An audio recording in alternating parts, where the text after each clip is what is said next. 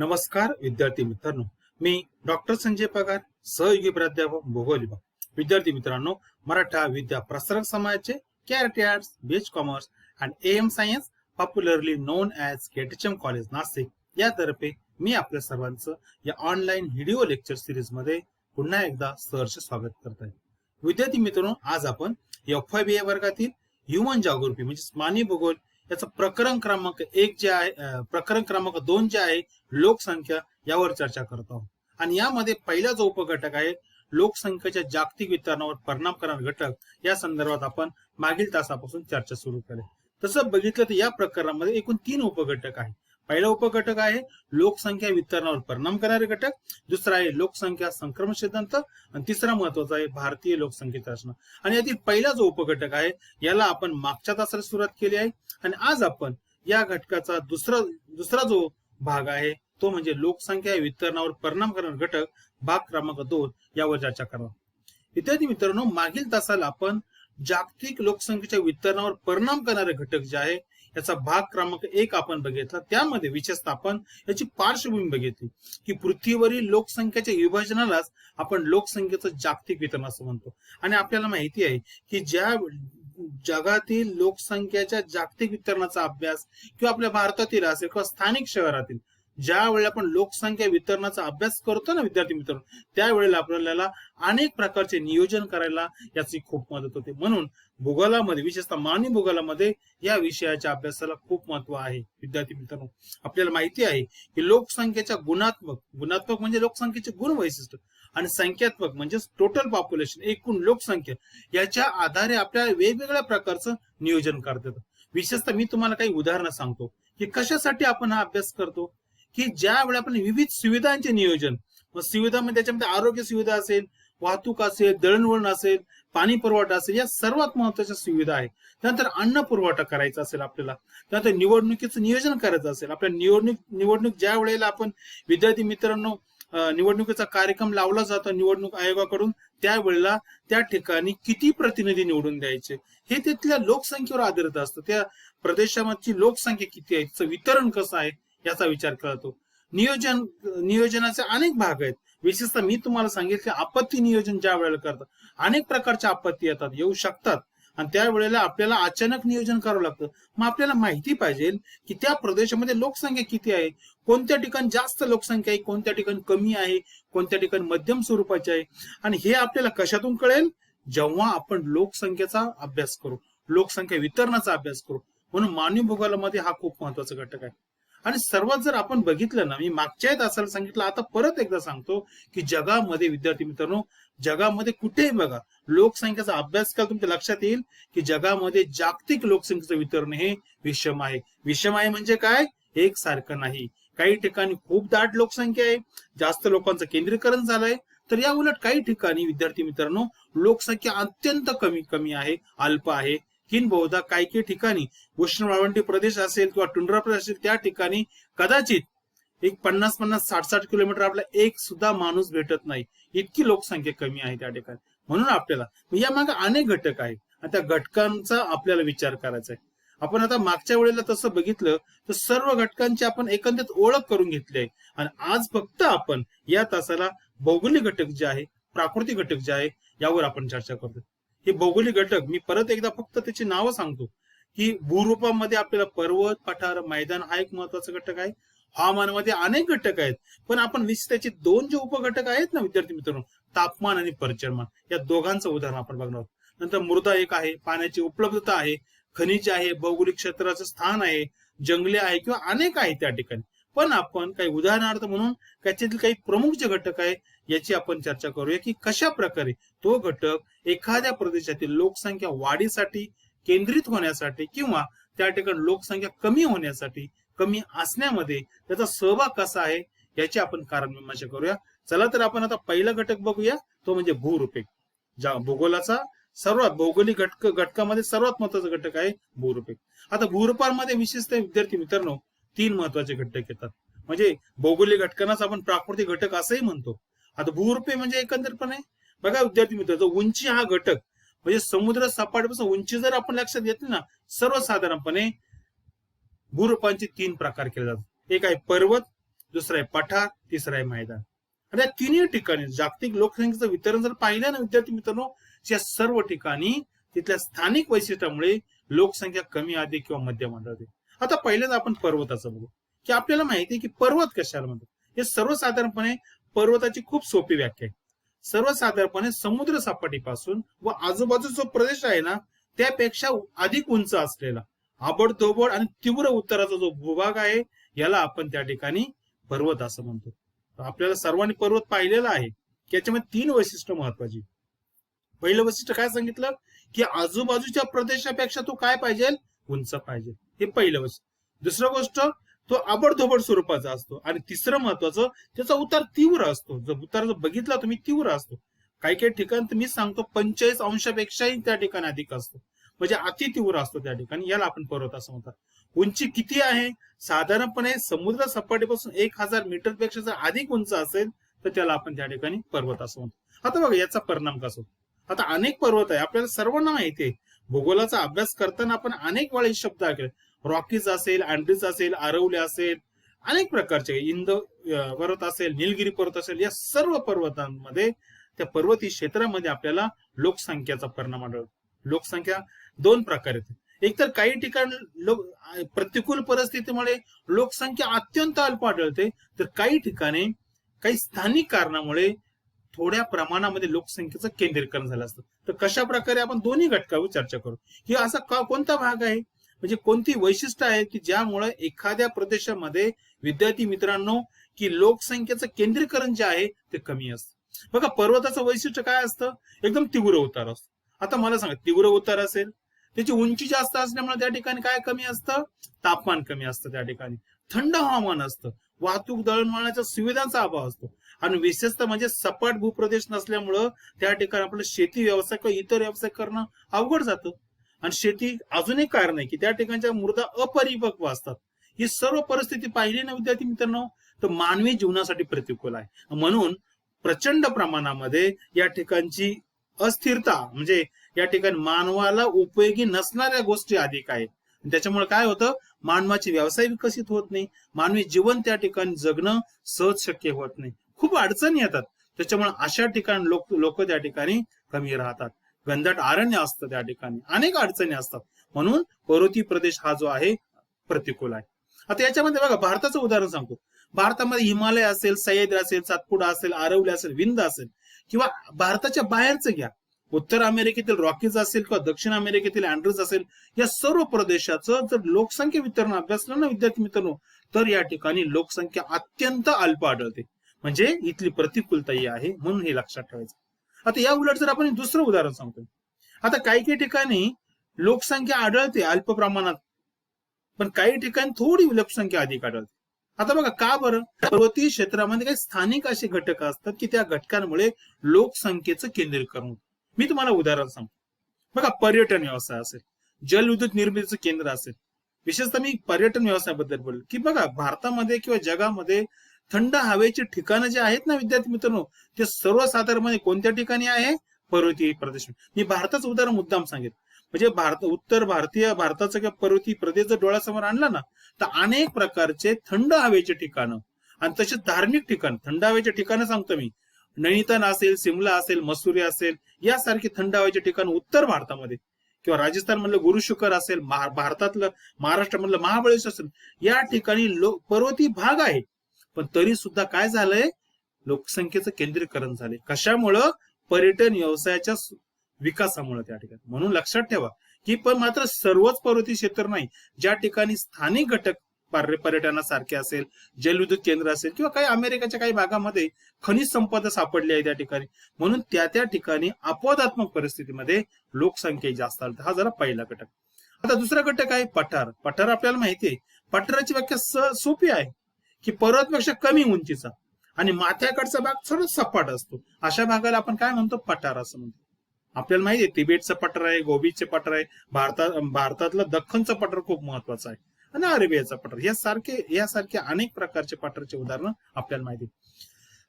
आता बघा विद्यार्थी मित्रांनो की पठारी प्रदेशामध्ये संमिश्र प्रकारचे आहे. ज्याप्रमाणे आपण पर्वताच्या बाबतीत बोललो ना, इथं सुद्धा काही स्थानिक अनुकूलता असेल, शेती व्यवसायासाठी असेल किंवा त्या ठिकाणी उद्योगधंद्यासाठी असेल, तर अशा ठिकाणी लोकसंख्येचं केंद्रीकरण होतं.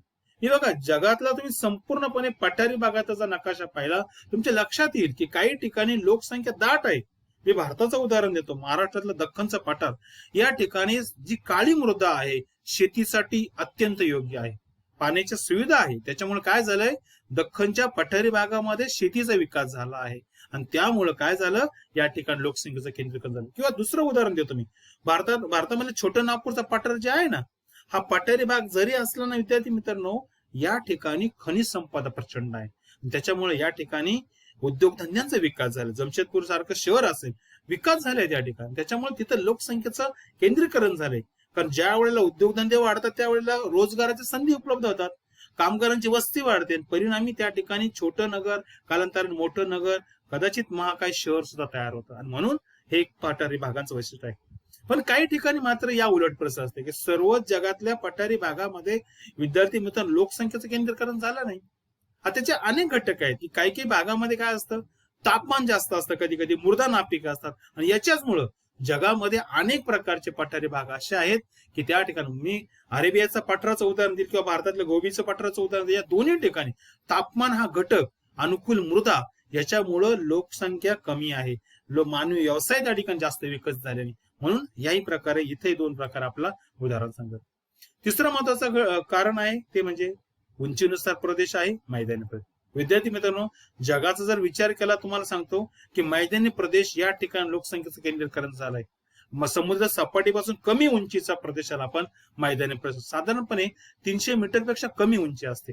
आणि हा भाग इतर प्रदेशापेक्षा कमी उंचीचा असल्यामुळे, सपाट असल्यामुळं त्या ठिकाणी मानवी व्यवसायाचा विकास, विशेषतः मी तुम्हाला सांगेन की शेतीसारखा व्यवसाय प्रचंड प्रमाणामध्ये मैदानी प्रदेशात विकास झाला. त्याच्यामुळं जगातील प्रचंड लोकसंख्या, साधारण 60% लोकसंख्या ही फक्त आणि फक्त मैदानी प्रदेशात केंद्रित झाले आहेत.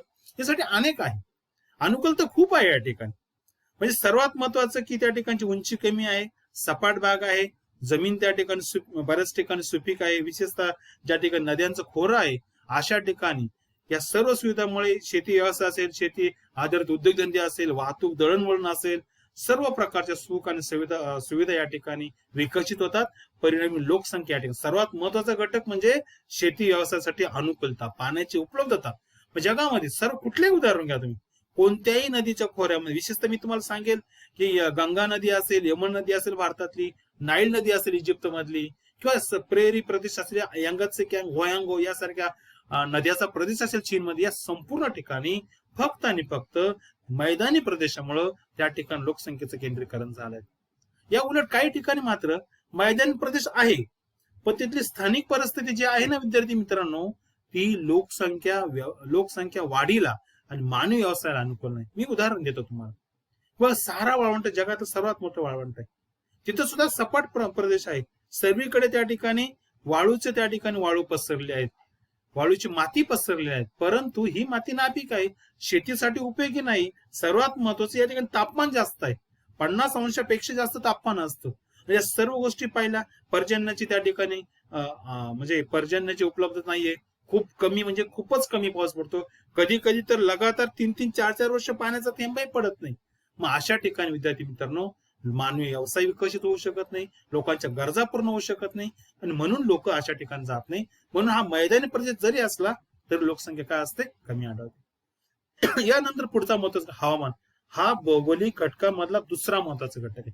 आता बघा, हवामानामध्ये अनेक उपघटक येतात, म्हणजे तापमान आहे, पर्जन्य आहे, वारे आहे, आर्द्रता आहे, ढगांची स्थिती आहे, अनेक आहेत. पण आपल्याला पहिले जे दोन घटक आहे ना, तापमान आणि पर्जन्यमान, या दोघांचा खऱ्या अर्थाने विद्यार्थी मित्रांनो मानवी जीवनावर आणि लोकसंख्येच्या उत्तरणावर परिणाम. तापमानाच्या बाबतीत मी सांगतो की ज्या ज्या ठिकाणी तापमानाचा 2 प्रकारे परिणाम होतो. एक तर तापमान अति जास्त असलं त्याचाही परिणाम विपरीत होतो, आणि तापमान अतिशय कमी असलं त्याचाही परिणाम होतो. आता बघा, आपल्याला माहिती आहे, मी दोन्ही उदाहरण मी तुम्हाला सांगतो की जर तुम्ही वाळवंटी प्रदेशाचा विचार केला ना, मग कलहरी असेल, अटाकामा असेल, सारा असेल, गोबीचा असेल, अरेबियाचा असेल, जगातलं कोणताही वाळवंट घ्या, त्या ठिकाणी विद्यार्थी मित्र फक्त तापमान जास्त असल्यामुळं मानवी जीवन त्या ठिकाणी विकसित झालं नाही, मानवी व्यवसाय विकसित झाला नाही. त्याच्यामुळे प्रचंड लोकसंख्या कमी आढळते या वाळवंटी प्रदेशामध्ये. या उलट दुसरा एक घटक आहे की फक्त याच्या विरुद्ध आहे की तापमान अतिशय कमी असल्यामुळं, मी विशेषतः उत्तर गोलार्धामध्ये किंवा दक्षिण गोलार्धामध्ये ध्रुवाच्या जवळचे जे देश आहे त्या प्रदेशामध्ये विचार केला ना विद्यार्थी मित्र, वर्षातील जवळजवळ मी सांगतो 7 ते 8 महिने तापमान शून्यापेक्षा कमी आढळतं. आणि इतक्या कमी तापमानामुळे विद्यार्थी मित्रांनो मानवाच्या गरजा, मानवी विकास होणे शक्य आहे. विशेषतः मी तुम्हाला सांगाल टुंड्रा प्रदेश असेल, ग्रीनलँड असेल, उत्तर रशिया असेल, उत्तर कॅनडा असेल, या सर्व भागामध्ये तापमान किंवा अंटार्क्टिका खंड असेल, या सर्व ठिकाणी तापमान कमी असल्यामुळं, सतत कमी असल्यामुळं या ठिकाणी मानवी व्यवसायाचा विकास झाला नसल्यामुळं अत्यंत कमी लोकसंख्या आढळते. किंवा काही प्रदेशामध्ये तुम्ही 100 किलोमीटर चालत गेला ना, एक सुद्धा माणूस भेटत नाही, इतकी लोकसंख्येची घनता कमी आढळते. याच्या मागचं कारण काय आहे? फक्त आणि फक्त तापमान. ज्या ठिकाणी साधारणपणे समशीतोष्ण कटिबंध म्हणजे तापमान मध्यम आहे त्या ठिकाणी, अशा ठिकाणी आशिया असेल, आफ्रिका खंड असेल, या ठिकाणी तापमान अनुकूल असल्यामुळे लोकसंख्या वितरण त्या ठिकाणी अधिक आढळतं. आणि हे महत्वाचं कारण त्या ठिकाणी आपल्याला लोकसंख्या वितरण. दुसरा महत्वाचा घटक पर्जन्य. पर्जन्य सुद्धा महत्वाचं. आपल्याला सर्वांना माहिती आहे की पाणी हे संपूर्ण मानवी जीवनासाठी अत्यंत उपयुक्त साधन संपदा आहे आणि याची निर्मिती आपल्याला पर्जन्यातून होते. आणि म्हणून पर्जन्याचे 2 प्रकारे आपल्याला, की खूप अतिपर्जन्य हे आपल्याला जसं तापमानाच्या बाबतीत बोललो ना तसंच आहे की खूप अतिपर्जन्य जर पडलं ना तर त्याचाही परिणाम मानवाच्या कार्यक्षमतेवर, मानवाच्या आरोग्यावर होत असतो. त्याच्यामुळे तिथं अत्यंत कमी लोकसंख्या. या उलट जिथं पाणीच पडत नाही, खूप कमी असतं. मी ज्या तुम्हाला उदाहरण दिलं ना की वाळवंटी प्रदेशामध्ये फक्त पाणी कमी असल्यामुळं लोकसंख्या वितरण कमी आढळते. आणि ज्या ठिकाणी जास्त पर्जन्य आहे, विशेषतः मी तुम्हाला सांगेल की विषुवृत्तीय प्रदेशामध्ये प्रचंड प्रमाणात दररोज 250 सेंटीमीटर पेक्षा जास्त पाऊस पडतो. अशा ठिकाणी मानवी आरोग्य धोक्यात येतं, रोगराई जास्त वाढते आणि परिणामी अशा ठिकाणी लोकसंख्या त्या ठिकाणी वाढत नाही, हे लक्षात ठेवा. आणि म्हणून विषुवृत्तीय प्रदेशामध्ये एक निगेटिव्ह गोष्टी या अर्थाने की लोकसंख्येच्या वितरणात अनुकरण. या उलट तुम्ही मोसमी हवामानच्या प्रदेशामध्ये बघा, तापमान जर त्या ठिकाणी मध्यम आहे आणि पर्जन्य सुद्धा मध्यम आहे. भारत असेल, पाकिस्तान असेल, भारताच्या शेजारचे देश असेल, या ठिकाणी बघा की पर्जन्य हा एक महत्वाचा घटक. तापमान तर आहेच, पण पर्जन्य सुद्धा त्या ठिकाणी खूप अति जास्तही नाही, खूप अति कमी नाही. त्या ठिकाणी काही अपवाद असतील त्या ठिकाणी तापमान पर्जन्यमान कमी आहे. पण तरी सुद्धा एकंदरीत विचार केला आपण, मी बोलतोय की वाळवंटाचा विचार केला आणि विषुवृत्तीय प्रदेशाचा विचार केला, तुलनेनं त्यांच्या मानानं मोसमी हवामानच्या प्रदेशामध्ये पर्जन्यमान हे मध्यम स्वरूपाचं असतं. म्हणून या ठिकाणी विद्यार्थी मित्रांनो लोकसंख्येचं केंद्रीकरण झालेलं आहे. काही प्रमाणात पुढचा महत्वाचा मुद्दा आहे मृदा. मृदा सुद्धा महत्वाचा घटक आहे. बघा, मृदेचा संबंध विद्यार्थी मित्रांनो शेती व्यवसायाची आहे. आणि आपल्याला माहिती असेल की कठीण खडकाचा कणयुक्त विलग झालेला जो थर आहे ना, त्याला आपण मृदा असं म्हणतो ना. या घटकाचं खूप विशेषतः मी तुम्हाला सांगेल की मृदा जर चांगली असेल, सुपीक असेल, तर शेतीचा विकास होतो. आणि आपल्याला माहिती शेती हा व्यवसाय असा आहे की ज्याद्वारे मानवाच्या गरजा, विस्तार, अन्न, वस्त्र, निवार यासारख्या गरजा पूर्ण करण्यामध्ये कृषी आणि कृषीवर आधारित उद्योगधंदे यांचा खूप मोठा सहभाग आहे. आणि म्हणून मृदा खूप महत्वाची. ज्या ठिकाणी सुपीक मृदा असेल त्या ठिकाणी मानवी जीवन त्या ठिकाणी केंद्रित. बघा, जगामध्ये मी परत सांगतो, प्राचीन काळापासून आतापर्यंत इतिहास बघा की मानवाची प्रगती जी झाली ती सुरुवातीच्या काळामध्ये फक्त आणि फक्त ज्या ठिकाणी मैदानी प्रदेशामध्ये सुपीक मृदा आहे अशा ठिकाणी झाली. मी आताच उदाहरण दिलं की अनेक गंगा असेल किंवा इतर नद्यांच्या खोरे असेल त्या ठिकाणी. तर काही ठिकाणी मात्र उलट आहे की मृदा जरी असली तरी मात्र मृदेची सुपीकता कमी असल्यामुळं त्या ठिकाणी. मग बघा, मी तुम्हाला सांगतो की पर्वतीय प्रदेशामध्ये लोकसंख्या कमी असण्याचे जे अनेक कारण आहे त्याच्यामध्ये एक कारण हे सुद्धा आहे की अपरिपक्व मृदेची परिपक्वता होत नाही. दलदलयुक्त मृदा तिथेही होत नाही. त्या ठिकाणी अनेक ठिकाणी बघा सागराच्या किनारी किंवा बऱ्याच दलदलचा भाग असतो. वाळवंटी मृदा, सहारा वाळवंटामध्ये मी सांगितलं त्या ठिकाणी क्षारयुक्त मृदा, या ठिकाणी सुद्धा क्षारयुक्त मृदा असेल ना, कच्छचं रान किंवा इतर त्या ठिकाणी आपल्याला माहिती आहे. म्हणजे अशा ठिकाणी मृदा जर नापीक असेल, प्रतिकूल असेल तर शेती व्यवसाय होत नाही आणि परिणामी मानवाच्या गरजा पूर्ण करण्यामध्ये मर्यादा येतो. म्हणून याही ठिकाणी हाही घटक महत्वाचा आहे. पुढचा महत्वाचा घटक पाण्याची उपलब्धता, ही सुद्धा खूप महत्वाची. जसं मी पर्जन्याच्या बाबतीत बोललो ना विद्यार्थी मित्र, तशाच प्रकारे मी तुम्हाला इथं सांगेन की ज्या ज्या ठिकाणी पाण्याची उपलब्धता आहे अशा ठिकाणी मानवी जीवन केंद्रीकरण होतं. कारण पाणी हे जीवन आहे आणि पाण्याद्वारेच मानवाचे अनेक व्यवसाय विकसित झाले आहेत. मग त्या ठिकाणी शेती असेल, उद्योगधंदे असेल, पर्यटन असेल किंवा मानवाच्या विविध आर्थिक क्रिया सर्वांना विद्यार्थी मित्रांनो पाण्याची उपलब्ध असते. म्हणून ज्या ठिकाणी पाणी उपलब्ध आहे अशा ठिकाणी लोकसंख्येचं केंद्रीकरण होतं, लोकसंख्या अधिक असते. या उलट जिथं पाण्याची उपलब्धता कमी आहे अशा ठिकाणी मात्र प्रचंड प्रमाणामध्ये लोकसंख्या कमी आढळते. याचं उदाहरण सांगतो मी त्या ठिकाणी की ज्या ठिकाणी मी वाळवंटाबद्दल परत बोलेल, त्या ठिकाणी वाळवंटी किंवा महाराष्ट्रामध्ये जर बोललं ना, मराठवाडा असेल, विदर्भ असेल, बघा याच्यामध्ये जर मागील काही तुम्ही एक 50-100 वर्षाचा इतिहास पाहिला तर तुम्हाला कळेल की प्रचंड प्रमाणामध्ये लोकसंख्येचं स्थलांतर झालं आहे. लोकसंख्या कमी होते त्या प्रदेशामध्ये आणि ती लोकसंख्या शहरी भागाकडे वाढत चालली. त्या ठिकाणी मुंबई असेल, पुणे असेल, औरंगाबाद असेल, नाशिक असेल, यासारख्या शहराकडे लोकसंख्येचं केंद्रीकरण होतंय. या मागे अनेक कारण आहे, हे ठीक आहे, पण एक प्रमुख कारण म्हणजे त्या ठिकाणी पडणारा वारंवार दुष्काळ आणि पाण्याची अनुपलब्धता आहे. म्हणून हे सुद्धा लक्षात ठेवा, पाणी सुद्धा महत्वाचा घटक आहे. आणि विशेषतः वाळवंटी प्रदेश असेल किंवा पर्जन्यछायेच्या प्रदेशामध्ये सुद्धा फक्त पाण्याची उपलब्धता नसल्यामुळं लोकसंख्या ही कमी आढळते आणि हे एक महत्वाचं कारण आहे. पुढचा महत्वाचा घटक खनिजे. खनिजे हा अत्यंत महत्वाचा घटक आहे. विद्यार्थी मित्रांनो, तुम्हाला माहिती असेल की जगामध्ये लोकसंख्येचं केंद्रीकरण 18व्या शतकानंतर जे सुरू झालं ना, त्याला एकमेव कारण होतं उद्योगधंद्यांचा विकास, आर्थिक विकास. आणि याचा खरा पाया आहे खनिजांची उपलब्धता. ज्या ठिकाणी खनिजांची उपलब्धता आहे, तर लोह असेल किंवा इतर मॅग्नीज असेल, अल्युमिनियम असेल, बॉक्साईट असेल, दगडी कोळसा असेल, खनिज तेल असेल, यामुळं त्या ठिकाणी उद्योगधंद्यांचा विकास झाला, रोजगाराची उपलब्धता वाढली. तुम्ही जगाचा आताही बघा, तुम्ही नकाशा पाहिला, जागतिक लोकसंख्या वितरण पाहिलं की मध्य पूर्व देशामध्ये सुद्धा फक्त खनिज तेलाच्या उपलब्धतेमुळे, त्याच्या खाणींच्या विकासामुळे त्या ठिकाणची लोकसंख्या वाढली. मी भारतामधलं उदाहरण दिलं त्या ठिकाणी की छोटा नागपूरचा पठार, या पठारामध्ये जमशेदपूर सारखं शहर असेल किंवा ऑस्ट्रेलियामध्ये वाळवंटी भागामध्ये सुद्धा फक्त खनिजांच्या उपलब्धतेमुळे काही प्रमाणामध्ये लोकसंख्येचं त्या ठिकाणी केंद्रीकरण झालंय. म्हणून हा सुद्धा घटक पर्यायानं उद्योगांचा विकास होईल, आर्थिक विकास होईल, रोजगाराची उपलब्धता होईल आणि परिणामी अशा ठिकाणी सुद्धा लोकसंख्येचं केंद्रीकरण होतं, लोकसंख्या वाढत जाते. म्हणून हे सुद्धा महत्वाचं घटक आहे. त्याचं भौगोलिक स्थान सुद्धा महत्वाचं आहे विद्यार्थी मित्रांनो, की भौगोलिक स्थानावर त्या ठिकाणचं हवामान अवलंबून असतं. जलसंपदा, मृदा, खनिजाची उपलब्धता, वाहतूक, दळणवळण, संरक्षण, विकास, अनेक प्रकारचे घटक त्या ठिकाणचं भौगोलिक स्थान कसं आहे. म्हणजे सागर तटीय आहे, सागरी किनाऱ्याकडचं आहे, द्वीपकल्पी आहे, खंडांतर्गत आहे, बेटाचा आहे, मेटाचा आहे, कोणत्या प्रकारचं याच्यावर अवलंबून असतं. आणि बघा, ज्या ठिकाणी जे ठिकाण भौगोलिक स्थान वाहतूक विकासासाठी किंवा वाहतूक दळणवळणासाठी अनुकूल आहे किंवा मानवी व्यवसायासाठी अनुकूल आहे, सागराच्या किनारी असलेले सपाट मैदानी भाग असेल, दळणवळण असेल, व्यापार असेल, उद्योगधंदे असेल, याच्या विकासाला जर अनुकूल असेल तर त्या ठिकाणी लोकसंख्येचं केंद्रीकरण होतं. बघा, जगातले जवळपास मी सांगतो की 75% लोकसंख्या सागर किनारी जो भाग आहे, जो मैदानी प्रदेश आहे, या ठिकाणी मोठ्या प्रमाणात किंवा नद्यांच्या खोऱ्याच्या प्रदेशामध्ये आढळतं. म्हणजे नद्याचं खोऱ्याचं स्थान, सागरी किनाऱ्याचं स्थान हे म्हणजे त्या भौगोलिक स्थानावर अवलंबून असतं त्या ठिकाणी. तर काही ठिकाणी भौगोलिक स्थान जर अनुकूल नसेल, प्रतिकूल असेल, विशेषतः मी सांगेल पर्वती भागामध्ये सांगतो, पर्वती भागाचं खंडांतर्गत स्थान सुद्धा तसंच आहे. खंडांतर्गत स्थानामध्ये नक्कीच त्या ठिकाणी मानवाच्या गरजा पूर्ण करण्यासाठी मानवी विकासाला, आर्थिक विकासाला मर्यादा येतात. त्याच्यामुळे खंडांतर्गत स्थान जिथं आहे ना, त्या ठिकाणी लोकसंख्या कमी असते त्या ठिकाणी.